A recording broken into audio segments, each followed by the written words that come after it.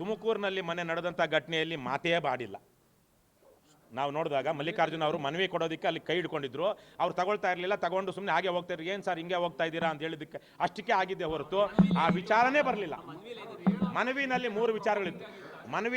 ಮನವಿ ಎಷ್ಟೇ ಪ್ರವೋಕ ಇರಲಿ, ಯಾವುದೇ ಇರಲಿ, ಆ ಸ್ಥಾನದಲ್ಲಿರುವಂಥವ್ರು ಪ್ರವೋಕ ಆದರೆ ಏನಾಗುತ್ತೆ? ಬಾಡೂರು ಅಸಹಾಯಕರು ಉಳಿತಾರ?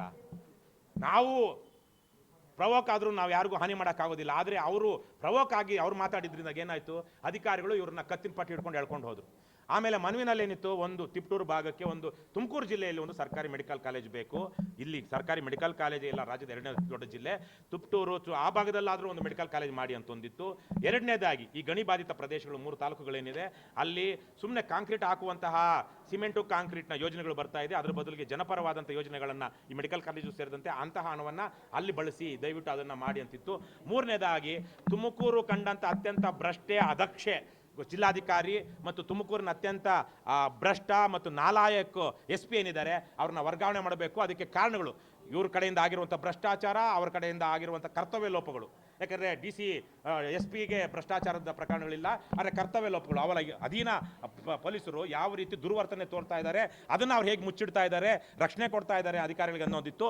ಹಾಗಾಗಿ ಇಂತಹ SP ಮತ್ತು DC ನಮ್ಮ ಜಿಲ್ಲೆಗೆ ಬೇಕಾಗಿಲ್ಲ. ಹಾಗಾಗಿ ಅವ್ರನ್ನ ಬೇರೆ ಕಡೆಗೆ ವರ್ಗಾವಣೆ ಮಾಡಿ, ಎತ್ತಂಗಡಿ ಮಾಡಿ ಅನ್ನುವಂಥ 3 ಮನವಿಗಳಿತ್ತು.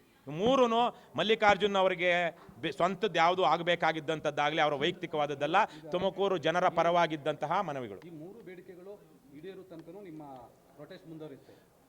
ನಮ್ಮ ಪ್ರೊಟೆಸ್ಟು ಅದನ್ನೇ ಹೀಗೆ ಅಂತ ಹೇಳೋದಕ್ಕಾಗೋದಿಲ್ಲ.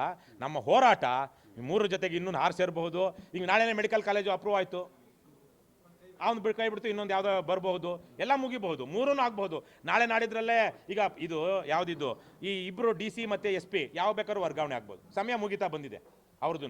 100 ತಪ್ಪುಗಳು ಆಗೋಗಿದೆ, 101 ತಪ್ಪು ಆಗಬೇಕಷ್ಟೇ. ಹಾಗಾಗಿ ಅವ್ರದ್ದು ಆಗುತ್ತೆ.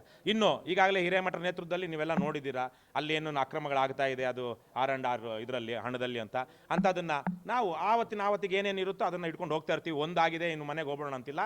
ಜನಪರವಾಗಿ KRS ಪಕ್ಷ ಹೋರಾಟವನ್ನು ಮಾಡ್ತಾ ಹೋಗುತ್ತೆ.